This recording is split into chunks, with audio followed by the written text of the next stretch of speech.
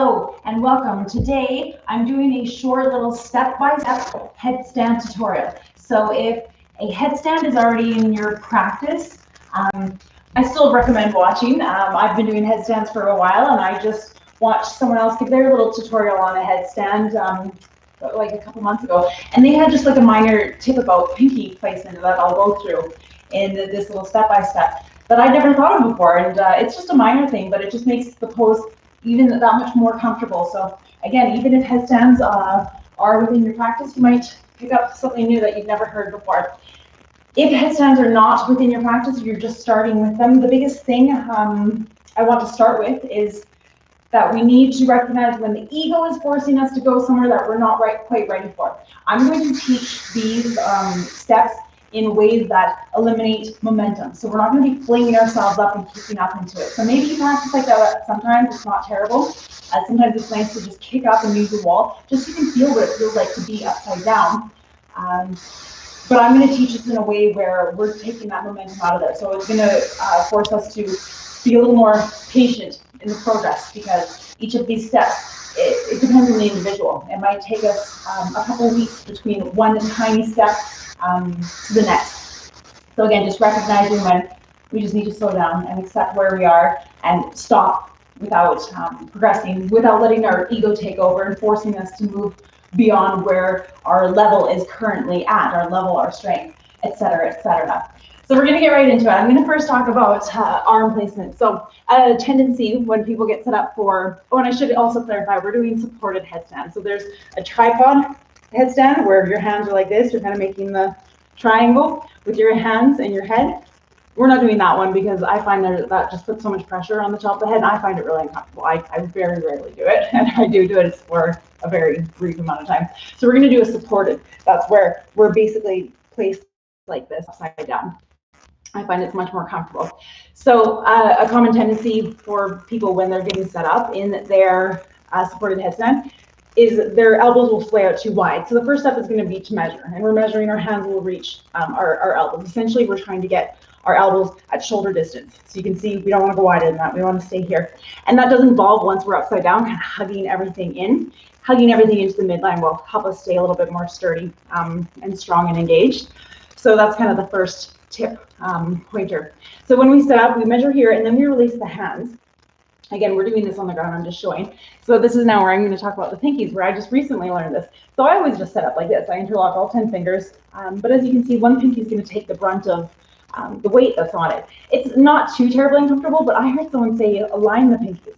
So put them in a line, and then they're sharing that, and it's not one pinky unnecessarily taking that. So you line up the pinkies. So you're going to be set up like this. So I'm going to move over here now to my mat. I'm going to do a side view. Let me take off my socks, actually. A, because my feet are sweating. B, because I'm on my sticky mat, so I don't put them on. Okay, so when we set up, again, you can start from your knees. Measure your elbows to their shoulder distance, your hands reach. Release your hands, interlock all 10 fingers, and then align your pinkies. So both pinkies are flat on the ground, not just one of them. And now head placement. Play around with it. So again, if you've never done this before and you're just trying, what you're doing is pushing your head into your hand. My thumbs separate, and if you can see this thumb here, it's the same on the other side. It's kind of cupping my head. And now I'm really pushing my head into this. Okay, my head isn't just casually near my hand. I am pushing my head into my hands. And what that does is it takes a lot of the weight off of the head. So step one, after you get the placement of the hands and everything, play around with the head placement, pushing it into the hands, and play around with the tucking of the chin.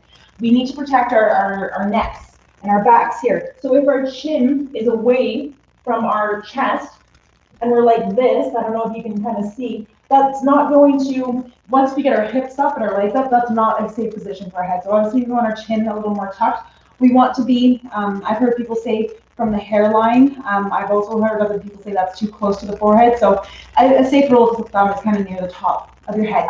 So play around with, all right, my phone. So play around with what feels comfortable on your head. So again, step one, once your pinkies are aligned, your hands and your elbows are in place, tuck your chin in, come to the top of your head, push your head into your hands, and find somewhere that feels good.